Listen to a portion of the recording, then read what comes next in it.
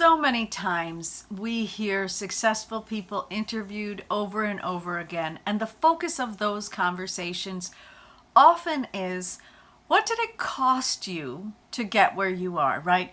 Like there's a balance, like there's something good happened, therefore something bad happened. And this is sort of the way that we're taught to look at life, is what is the good?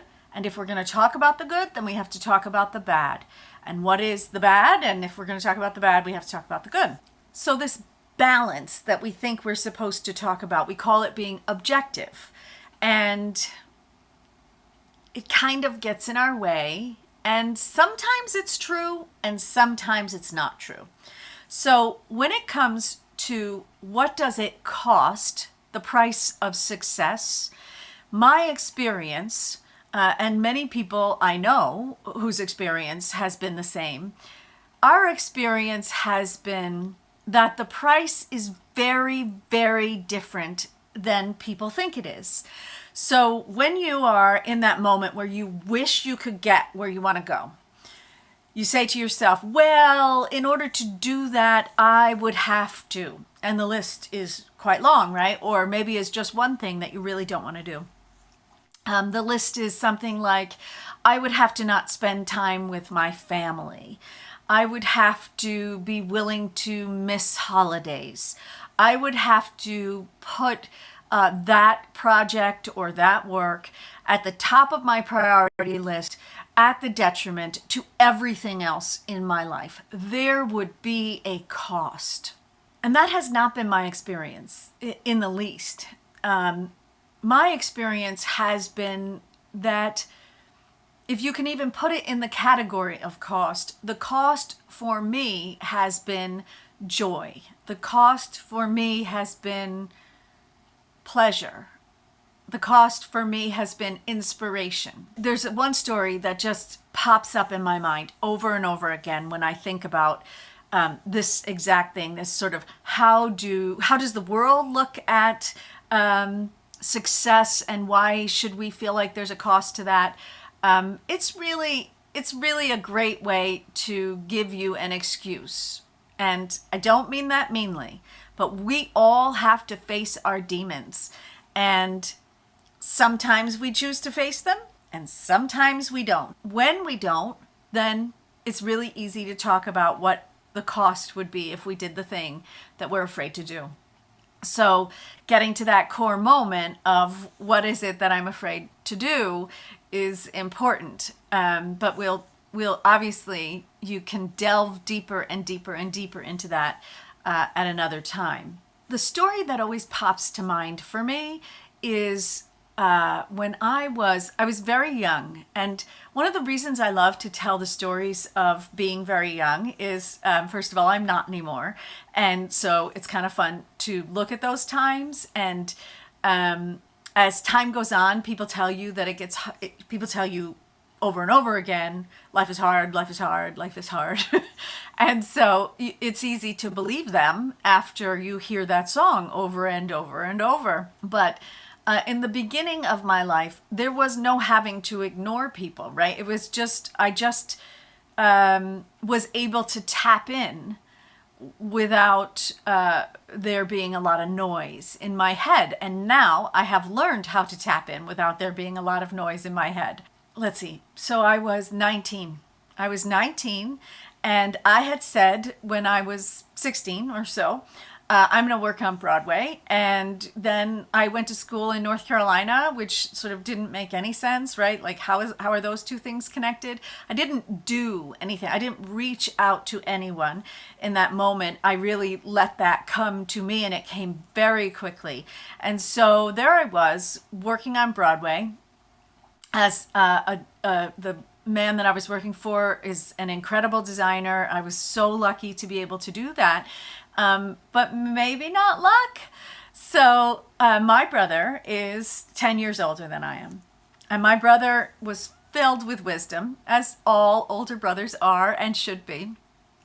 And he said to me, he was working on Broadway. He had a job down the block. And he said to me, let's go to lunch. And I was like, yeah, this is fun. Let's go to lunch. I'll never forget what he said to me at that lunch. He said, "You think that this is so easy. You don't know that people work decades of their lives to get here." And I can remember thinking, well, that is so silly because they could get here in the same 2 years it took me. That doesn't go over well with your older brother when you're 19, by the way. But it is true. It is still true for me. It was true for me in that moment, and it has been true for me over and over and over again. It is the same thing when I started a company many years later, many skills learned later. I started a company that was really a sort of marketing company, a business company, and it had a very specific focus, but the focus is unimportant at this moment. And I started the company, and people were like, "Oh, you live in the middle of nowhere," because at that moment I did. And you're not going to be able to get clients, and how's it going to work out for you? And inside the 2 years, which I love the 2-year mark apparently, inside 2 years I had 6 employees, and we were working with companies all over the country. And so, and in fact, it even though I don't ever think of it as part of the same story, we sold the company for a really good profit, and we rolled some of our employees into the new venture, and it was like win win win win win win win win. And so how those things happen, people think it's because I worked late, or people want to hear it's because I knew the right people on Broadway. I didn't know the right people on Broadway. I didn't know anybody on Broadway. I did what felt like the next right thing. And when I was completely tuned in and making those actions, I was able to be standing next to a good person who knew the next person, who knew the next person, who got me there. And so you have to ask yourself, how long do you want to take? And what do you want it to cost you? Because my experience is that the cost is in the letting go of fear. The cost is in the letting go of sort of the tribal mentality. My immediate environment has a certain mentality that says that's too risky, or it'll never work.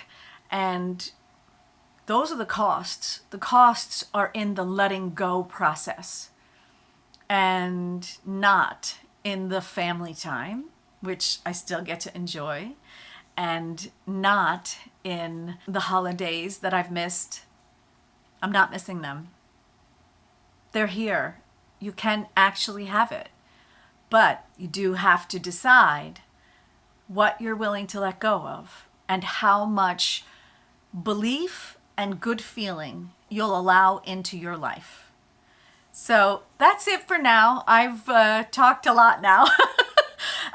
That's it for now. But really, let me know, what are you willing to pay? What are you willing to have as the cost for what you want?